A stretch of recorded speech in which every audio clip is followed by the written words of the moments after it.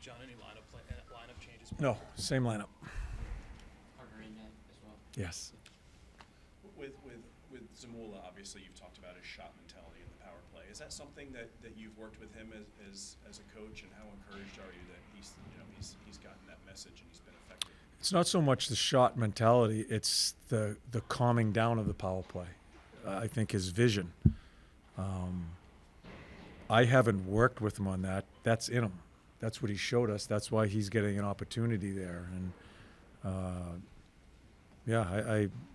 I watched the tape after the last game, and I was even more encouraged. Some of the just subtle little plays that he does make and the calmness with it. So that's a huge part of him being there. Is that something, obviously with any young player you want to see improvements? I mean, you've got to be encouraged by some of the improvements he's made from the start of the year. Yeah. He has always shown us that he's good with the puck. Still gets beat one-on-one in the game. Defensemen just can't get beat one-on-one. So we still have some work to do with him, but we've always been encouraged as far as when he has the puck and how he sees the ice.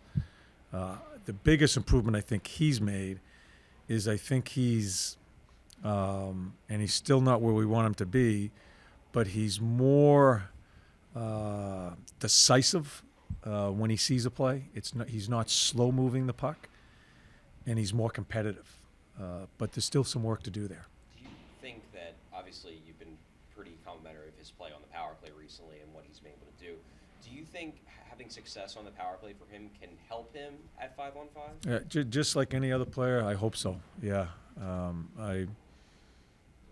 he continues to grow. I think added responsibility and a little bit of success on it. A little. I mean, we had a ton of chances. I think that's how our players. That's how offensive people start feeling better about themselves when they see these offensive plays happen. I hope it happens with him. You guys have had 2 straight games now where I think you've really gotten back to, like you said, where you wanted to be in terms of dictating play. How much are you using these 2 games as an example to kind of emphasize to them, like, if we play like this? Yeah. It's that time of year. There's been more forechecking involved in the game. I think teams have.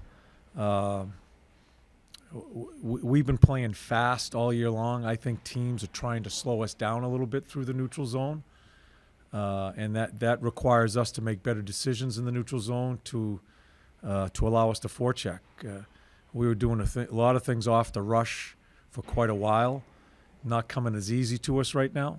A little bit of us in a little bit of a funk offensively, a little bit of how teams are defending us too.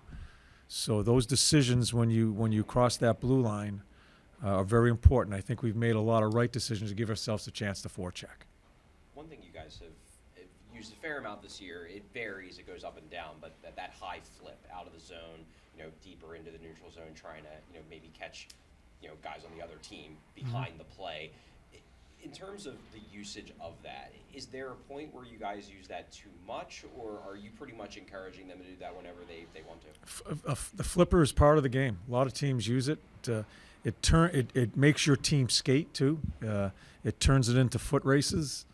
You never know where the puck will go. You never know. I watch our guys sometimes when they're looking to play center field in those type of plays, and I'm not sure what's going to happen. And because it really puts that person or persons in a tough spot.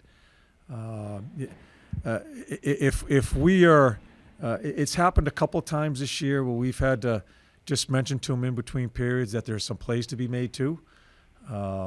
We'll try to tone it down, but it's a really big play in our game because it releases pressure right away, and it gets you playing in the neutral zone. And a lot of teams use it. I think we've done a pretty good job with it.